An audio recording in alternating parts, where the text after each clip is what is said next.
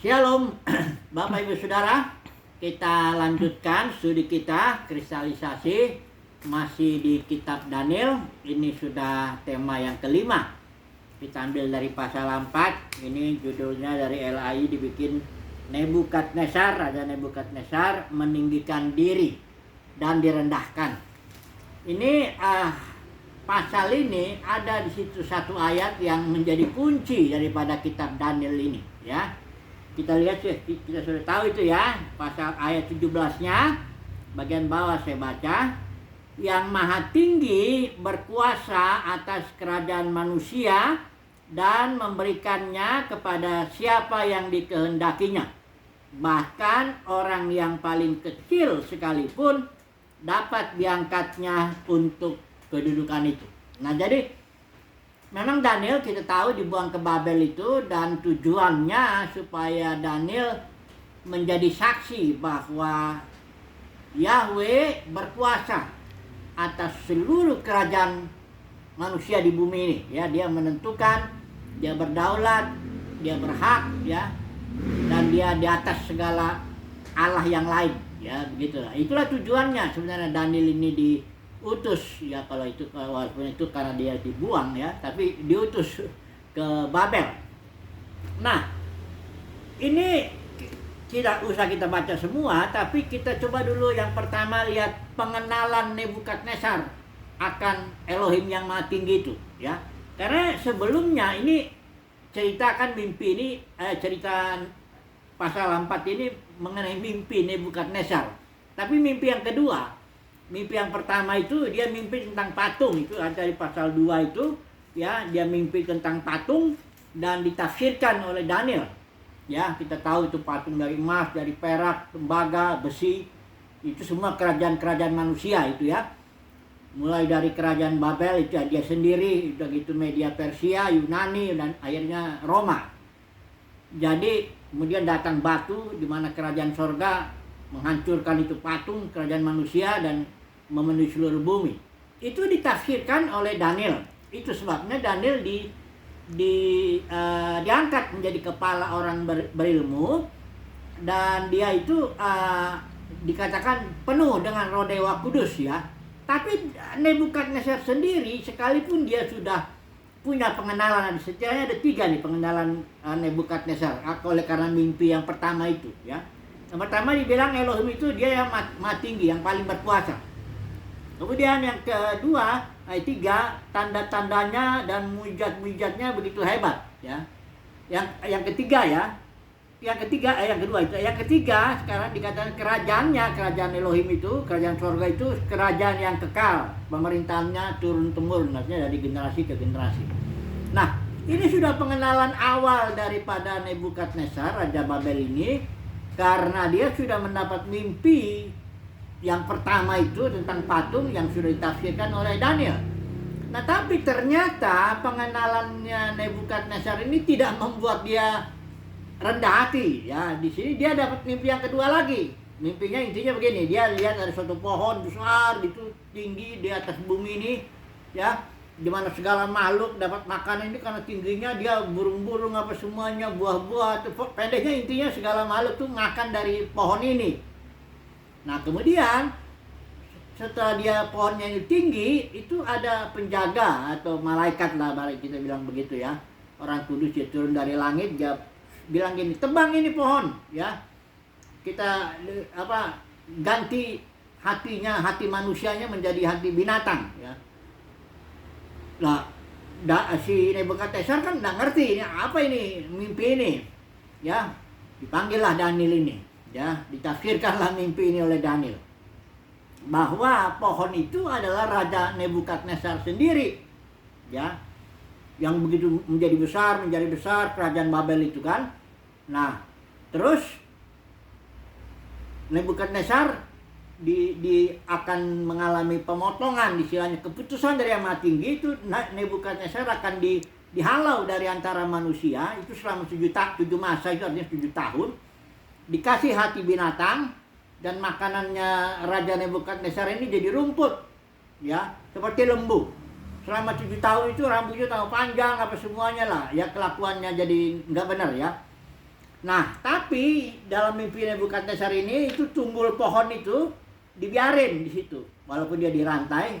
Artinya setelah nanti Nebukadnezar ini mengakui bahwa Elohim itu, sorga itu yang merintah bumi, bahwa kerajaan Tuhan itu berkuasa, artinya dia setelah merendahkan diri, baru dia akan dikembalikan lagi kepada kerajaannya. Bahkan dikatakan di sini dengan kemuliaan lebih besar, ya. Nah, kesimpulannya dari si Nebukadnezar ini, ya. Tapi setelah itu saya kasih tahu dulu, ya. Penggenapannya setelah dikasih tahu oleh Daniel begini, ini baru 1 tahun kemudian lah akhirnya Nebukadnezar ini meninggikan dirinya. Lucu juga, ya. Sudah dikasih tahu, ya. Daniel dikasih nasihat, dibilang ya supaya engkau lakukan keadilan, engkau jangan memeras atau menindas dan sebagainya.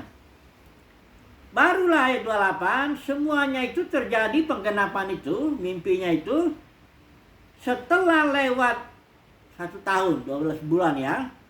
Dimana ketika ia Nebukadnezar sedang berjalan-jalan di atas istana raja di Babel, berkatalah raja, katanya begini, bukankah itu Babel yang besar itu, yang dengan kekuatan kuasaku dan untuk kemuliaan kebesaranku telah kubangun menjadi kota kerajaan. Inilah kesombongan daripada Raja Nebukadnezar itu terungkaplah. Karena dia melihat kerajaan Babel itu, dia bilang ini saya dirikan oleh karena kekuatan kuasaku dan untuk kemuliaan kebesaranku. Ya. Ayat 31, raja belum habis bicara ketika ada suara dari langit, langsung dinyatakan bahwa kerajaannya beralih. Dia dijadikan diganti hati manusianya menjadi hati binatang, sehingga dia selama 7 tahun makan rumput seperti lembu, ya. Kemudian dia kembali lagi, ya. Setelah dia 7 tahun dia mengakui bahwa sorga lah yang mengatur segalanya. Barulah di ayat 37 kesimpulannya daripada pengakuan Nebukadnezar ini, dia bilang ini, jadi sekarang aku Nebukadnezar memuji, meninggikan dan memuliakan Raja Sorga. Nah, mari kita langsung aja coba terapkan dulu ini, ya, kasus. Jadi tema kita ini sebenarnya kesombongan lah, ya, seorang raja, ya.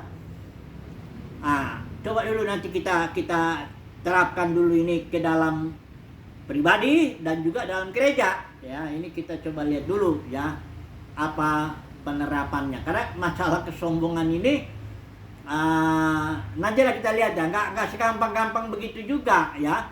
Sekalipun orang sudah punya pengenalan kayak Nebukadnezar, itu Nebukadnezar sudah tahu bahwa dia ada 3 hal minimal yang dia tahu mengenai Elohim, mengenai Yahweh, ya. Pertama, Elohim itu, Yahweh itu maha tinggi, artinya paling tinggi lah, yang paling berkuasa dari segala sesuatu. Yang kedua, bahwa tanda-tandanya atau mujizat-mujizatnya betapa hebat, dia bilang. Yang ketiga, bahwa kerajaan sorga atau kerajaan Elohim itu kerajaan yang kekal, pemerintahnya turun-temurun. Jadi dia udah punya pengenalan. Ya karena udah ada mimpi pertama itu tentang patung, kan. Tapi sekalipun dia sudah punya pengenalan seperti itu tentang Yahweh, tentang Elohimnya Daniel, tetap aja dia punya hati yang sombong, ya. Hanya baru terungkap setelah 1 tahun kemudian, baru telah terungkap itu kesombongannya si Raja Nebukadnezar ini. Dia langsung lihat, inilah dia Babel yang besar, yang kubangun dengan kekuatan kuasaku dan untuk kemuliaan kebesaranku, ya. Oke lah, mari kita melihat dulu, kita aplikasikan secara pribadi dulu lah, ya. Sebelum nanti kita aplikasikan kepada konteks gereja. Pribadi dulu, ini mengenai kesombongan ini atau kecongkakan ini, ya. Coba dulu kita baca 2 Korintus 5 ayat 10, ya. Saya baca, ini sudah saya tanda ini. 2 Korintus 5 ayat 10. Oh, enggak di sini. Oh, harus dibaca dulu. Kita cari dulu lah, ya.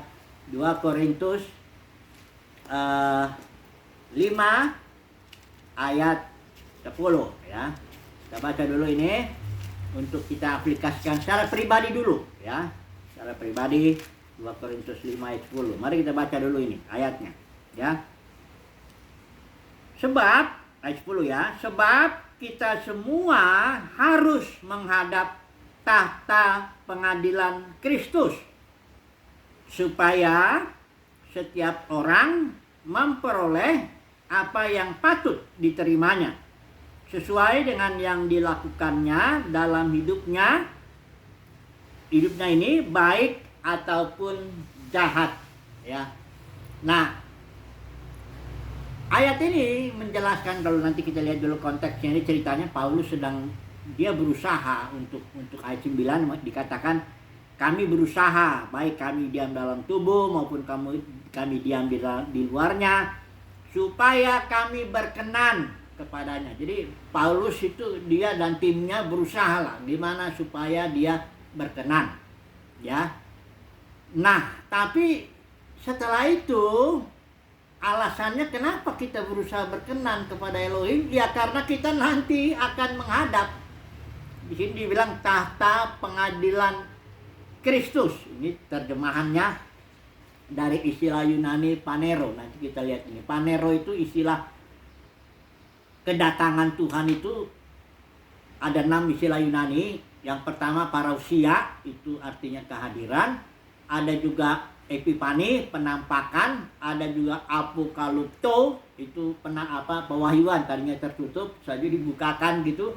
Nah, yang satu ini panero, ini to be revealed atau manifested, dikasih tahu, dinyatakan, tapi dalam pengertian persepsi. Artinya begini, nanti kita semua akan diketahui atau dinilai, akan persepsi, akan mendapat pemahaman, tapi oleh Tuhan.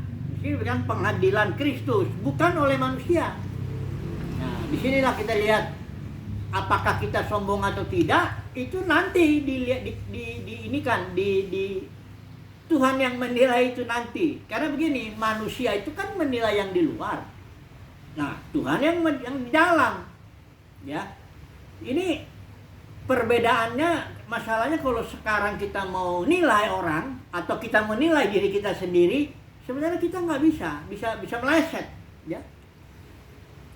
Kita kalau misalnya nilai orang atas penampilannya atau perkataannya aja, ya barangkali dia lemah lembut karena memang kakek neneknya lemah lembut, ya, orang tuanya baik-baik terus dia menjadi orang yang sopan, nggak pernah, ya, lidahnya tuh baik semua. Terus banyak orang langsung menilai, oh dia itu orangnya rendah hati katanya. Itu belum tentu begitu, ya, karena itu kan penilaian dari luarnya, ya. Barangkali dia sopan, dia apa. Enggak begitu. Itu untuk saat ini, ya, di hadapan manusia memang dia rendah hati, enggak congkak, omongannya juga enggak, ya, rendah hati lah, ya. Tapi nanti kalau dia orang Kristen, ya, ini ada pengadilan, disebut tahta pengadilan Kristus. Disitulah akan dipanerokan, istilahnya ditampilkan, to be revealed, ya, to be manifested, dibukakan dengan pengertian Tuhan. Ini orang sebenarnya congkak atau tidak. Nah, gitu. Ini gak gampang. Samuel pun pernah gagal dia dalam melihat manusia, menilai manusia. Nabi Samuel itu yang udah luar biasa ini pun. Waktu Tuhan mau pilih Daud, ya, kan anaknya Isa itu ada 8, yang 3 itu penampilan lahiriannya bagus semua. Siapa itu namanya itu? Ada 3 lah, yang sudah menjadi tentara pasukannya Saul, ya.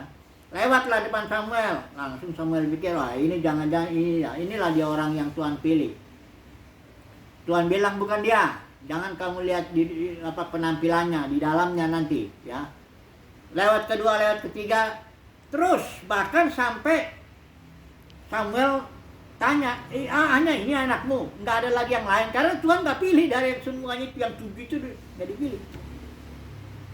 Akhirnya Isai bilang masih ada 1, katanya, yang paling kecil itu Daud, itu disuruh jaga domba aja di sana, karena bayangkanlah dia di mata Isai pun bapaknya sudah kayak nggak diperhitungkan gitu si Daud ini kan, kayak nggak ada apalah, penampilannya pun katanya memang masih remaja, dia kemerah-merahan, ya, dan sebagainya.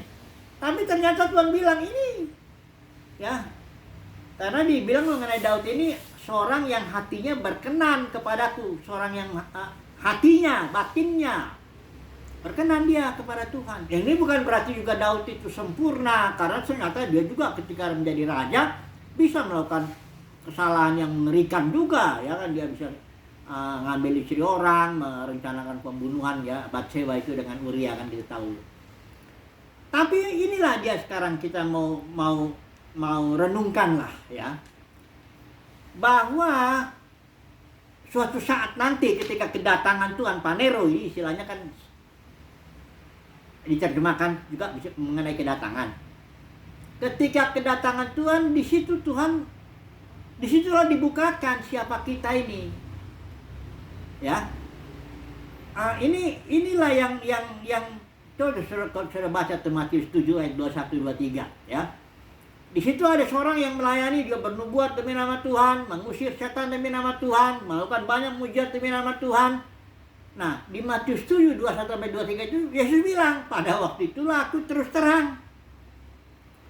Jadi sekarang Tuhan belum terus terang mengatakan siapa ini sebenarnya kita ini.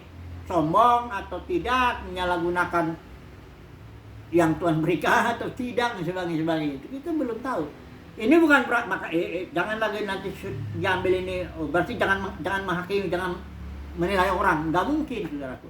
Paulus sendiri mendorong, nyatakanlah yang salah, tegurlah, nasihatilah. Bahkan Paulus sendiri menegur Petrus itu di depan orang. Padahal itu kasus Petrus jatuh ke dalam kemunafikan karena dia bersekutu dengan yang bukan Yahudi ketika makan bersama begitu, bersekutu. Tahu datang kalangan Yakobus, dia jadi menjauh gitu, jadi kayak munafik kan. Nah, jadi Paulus tegur. Jadi bukan berarti kita nggak negor, nggak menasihati, nggak menyatakan yang salah, bukan itu. Tapi pada akhirnya segala sesuatu itu ketahuannya nanti di tahta pengadilan Kristus ini, barulah itu nyata di situ siapa kita, ya. Karena itu makanya di satu bagian juga di sini di Korintus juga mau bilang janganlah mendahului dalam menghakimi, dalam menyatakan, memberikan vonis itu jangan dulu, ya. Karena kita belum tahu kok, ya. Ini baik tentang diri kita pun kita nggak tahu. Nah, itu jangan juga kita bilang saya ini nggak sombong kok. Tunggu dulu, ya. Saya nggak congkak kok, ya. Saya tunggu dulu lah, ya. Ini persoalan seperti ini kayak gereja Laodikia juga itu, dari salah nilai dia. Dia bilang aku ini kaya, memperkayakan diri, nggak kekurangan apa-apa. Tentu firman Tuhan bilang enggak, kamu itu melarat, miskin, buta, telanjang, kan jadi kacau, ya. Untuk saat ini ya seperti ayat 9 ini Paulus bilang berusaha melakukan yang terbaik, ya. Berusaha berkenan di hadapan Tuhan. Nah, ini dia kuncinya, ya. Jangan hidup di hadapan manusia. Ini beda nih, ya. Ada orang kan di hadapan manusia namanya harum, bagus, ya. Nggak ada orang yang bilang dia jelek, nggak ada yang bilang dia ini, karena dia pandai dia berkelakuan di hadapan orang, ya. Kita hidup jangan di hadapan orang, karena Paulus juga bilang di Galatia itu, kalau aku mencoba berkenan kepada manusia, aku bukan nambah Kristus. Nah, jadi dia bilang, jadi yang sedang dia usahakan tuh dia mencoba berkenan kepada Tuhan yang melihat batin kita ini. Jadi ini secara pribadi, ya. Kita semuanya orang Kristen, ya, apapun juga pekerjaan kita, apapun pelayanan kita, semuanya lah itu nanti akan kelihatan di tahta pengadilan Kristus. Disitulah sebagian orang ada mendapatkan upahnya, sebagian ditolak, dalam arti didisiplin dulu, ya. Jangan langsung kadang-kadang kan percaya Yesus masuk surga. Itu nggak ada itu ungkapan yang begitu, jargon-jargon begitu tuh. Karena sorga itu berbentuk kerajaan, orang berfungsi sebagai imam-imam dan raja-raja di situ. Ada tingkat bayi-bayi rohani yang nggak mungkin lah, atau orang congkak bagaimana bisa dikasih otoritas untuk melayani bangsa-bangsa. Nah, itu tunggu dulu, ya. Jadi nantilah di tahta pengadilan Kristus, disitulah saya yakin itu akan ada terjadi apa? Surprise lah, ya. Terkejutlah semua orang, ya. Oh, karena kita kan saling kenal. Nama kita pun sama kok. Abraham ya namanya Abraham, Ishak, Yakub, sama aja ya. Kalau mati itu hanya ganti tubuh aja, atau seperti kayak saya ganti pakaian, nama saya tetap Irnawan, saya pun tetap ingat siapa istri saya, siapa anak-anak saya, di dunia ini saya jadi apa dan sebagainya, tetap ingat. Kesadaran kita nggak hilang. Mati itu kalau istilah Yakobus bilang, roh menanggalkan tubuh, cuma itu aja. Sementara roh kita kan, kesadaran kita kan tetap sebagai pribadi, kita tetap sadar ya. Jadi artinya ketika pengadilan Kristus itu, disitulah sebagian orang akan mendapat malu ya, dipermuliakan, ada sebagian dipermuliakan oleh Tuhan ya, karena hamba ya, banyak itu kan perumpamaan talenta, perumpamaan hamba yang bijaksana dan bodoh, gadis bijaksana dan bodoh, itu semuanya orang Kristen itu ya. Kalau kita umpamakan gadis itu Kristen ya, 5 gadis ya, jangan yang ini kita bilang ini bukan orang Kristen. Enggak, yang namanya gadis sama-sama sifat dasarnya. Dan ini kan bukan janda, bukan 5 gadis bijaksana terus 5 janda bego, enggak gitu. Ini sama-sama gadis, sama-sama menunggu kedatangan Tuhan ya. Talenta juga begitu, ada yang 1 talenta, 2 talenta, 5 talenta, itu hamba semua, hamba Tuhan semua itu. Cuma bedanya yang 5 gunakan melipat gandakan jadi 10, yang 2 jadi 4 gitu.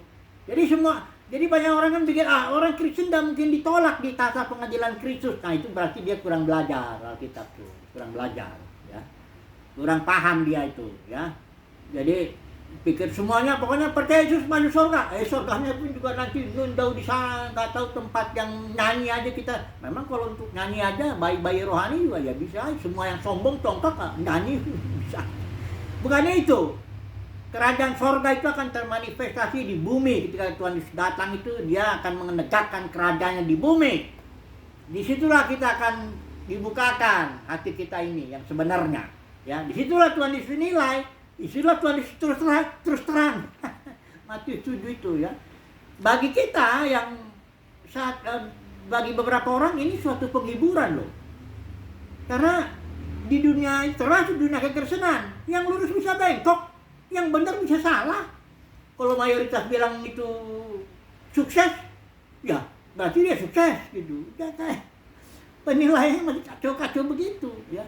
Jadi bagi beberapa orang ini hal yang kedatangan Tuhan yang membukakan semuanya itu merupakan suatu penghiburan, sehingga kita bisa mengetahui mana yang benar, mana yang enggak, mana yang congkak, apakah kita ini congkak atau enggak, apakah kita ini benar apa enggak, itu disitulah nanti dinyatakan. Yesaya 9, Yesaya 26 ayat 9 kalau nggak salah itu ya. Apabila Tuhan menghakimi bumi, maka penduduk bumi akan mengenal kebenaran. Oke lah, cukuplah dulu ya. Kita masuklah dulu ke dalam konteks gereja dulu sekarang ya. Apakah ini para pemimpin khususnya ini? Karena kalau yang bisa sombong tuh hanya orang yang biasanya punya karunia atau punya talenta lebih banyak lah. Pemimpin lah kita bilang, kayak Nebukadnezar. Nebukadnezar ini sombong ya, kalau dipikir-pikir ya ada alasannya. Dia raja, punya kerajaannya begitu besar, kekayaan, kehormatan ya.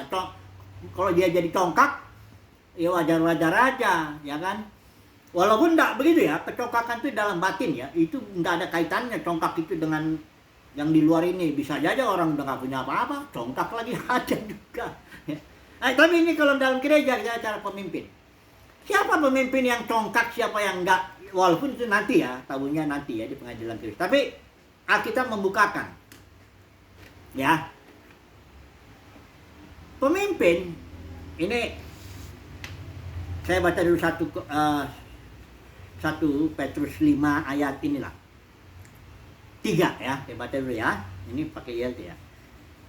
Juga bukan seperti ini nasihat ya, layanilah Tuhan sesama tua-tua, saksi ya,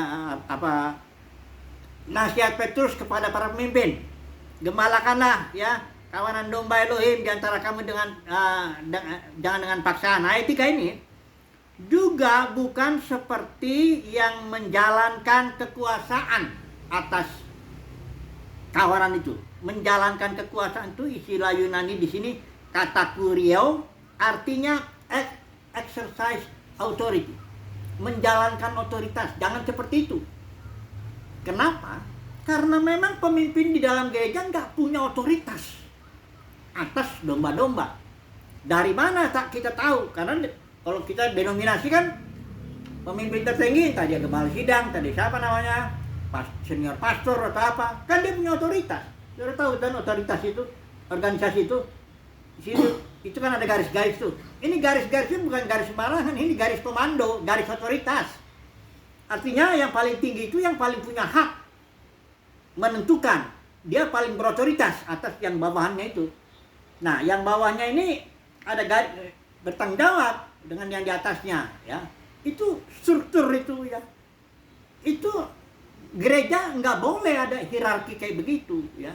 Itu hierarki gitu masuk dalam gereja itu gara-gara Kisah para Rasul 20, ya, ayat 28-30 nggak usah dibaca itu. Itu ada beberapa pemimpin meninggikan diri karena ada serangan serigala ganas, dia meninggikan diri, dia menarik murid-murid kepada dirinya, ya, dengan ajaran palsu tentunya, ya, macam-macam ajaran palsu, mau ajaran penundukan diri, mau ajaran persepuluhan, buah sulung, macam-macam. Itu bukan yang ditarik itu bukan orangnya aja, tapi ya uangnya juga tentunya kan. Itu meninggikan diri itu karena serangan serigala ganas, ya. Tapi dalam dunia kekristenan itu sudah dibenarkan. Ya, denominasi itu sudah dipandang itu gereja. Padahal sebenarnya denominasi itu kan pecahan gereja karena beberapa pemimpin menarik murid-murid kepada dirinya, meninggikan diri. Mari saya baca dulu sebagai penutup satu ayat dulu ini ya, supaya mengenai ketongkakan ini ya. Ini di Matius 23. Ingat ya, orang yang tongkak itu dia merampas otoritas, mengambil yang bukan otoritasnya. Ya.